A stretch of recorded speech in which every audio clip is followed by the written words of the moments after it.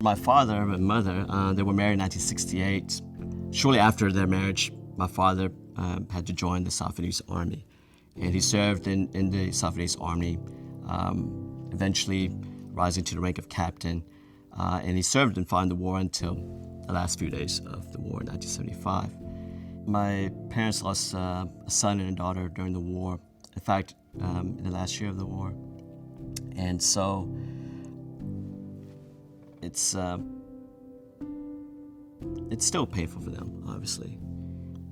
Thì chết rồi. He was in the Army Ba đi đánh giặc. and had to take a leave to come back for his son's funeral.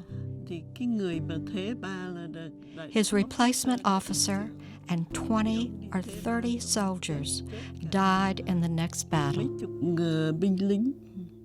So that about a month that 2 children died.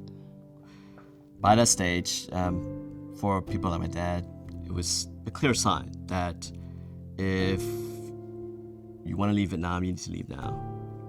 Otherwise, you risk being captured and imprisoned by Vietnamese communists, particularly if you're affiliated with the South Vietnamese Army or affiliated with the South Vietnamese government. They were relocated to one of the 4 refugee camps for Vietnamese people for about 2 months, 2 to 3 months. And eventually, they were sponsored to resettle their lives in Pasadena, Texas.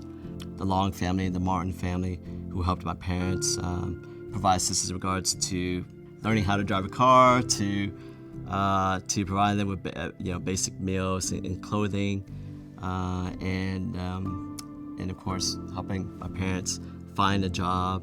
Mom worked at Burger King, and she would tell me stories about her days at Burger King and earning $2.10 an hour. And my father, he worked a number of odd jobs in the printing business before eventually he and my mom were able to save enough money to open up their own print shop, Houston Van Print Shop. It's a little gut-wrenching, whenever I hear their stories or other people's stories and what they went through.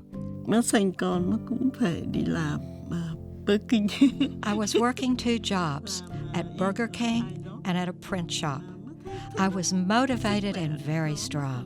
Còn khỏe mới còn nghĩ là mới biết rõ là Although I was working 2 jobs, I was never tired because I know America would provide for my child with a good education. nghĩ là nó làm 2 job. I worked hard so I could save money to pay for their education. Lúc đó mới không có nghĩ gì là mệt mỏi. It makes me feel more appreciated of what my parents and what they've been through and sacrifices they made. Cái ước mơ của Mỹ là America was what I was hoping for, and God gave it to me. mình And I felt very fortunate. My dream was not to be rich or famous. không có một cái ước mơ cao xa, nhưng mà đối với bà What I have today in America is all I need. mơ của bà như vậy là quá đầy đủ rồi. Vietnam is still my motherland. I love it. The language and the people living there.